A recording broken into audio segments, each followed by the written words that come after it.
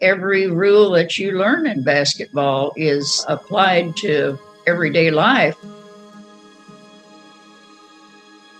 My dad wasn't the greatest athlete, but he loved the game. My mom, too. He wanted to win so bad, and he wanted to do the very best for his players and the community. The game helped cleanse my dad's soul. Things were pretty tough in South Missouri. My dad grew up in the Depression.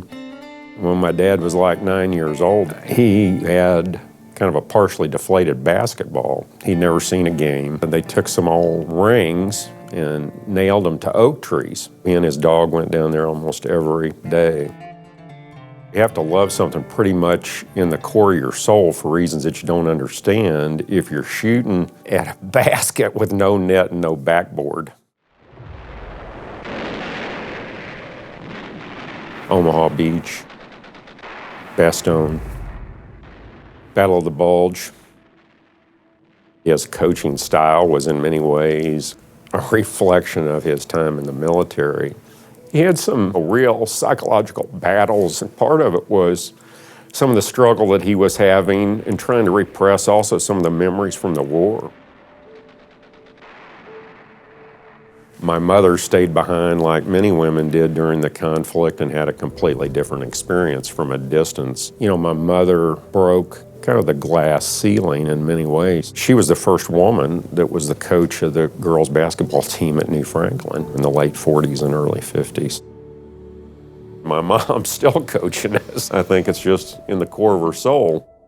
When I was a baby, my daddy would rock me to the Missouri Fight song.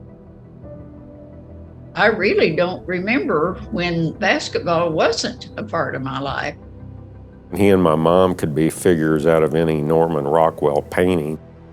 My dad was gritty. My mom was graceful. I didn't want my parents' story to get lost.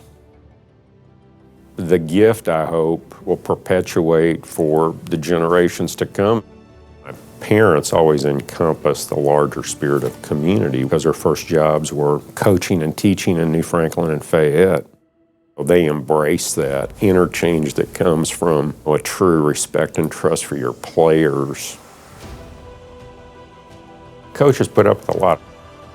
My dad would want people that are gritty, that'll take on and get punched in the mouth and get back up and do it all over again. My parents would want what Einstein said, only a life lived for others is a life worthwhile.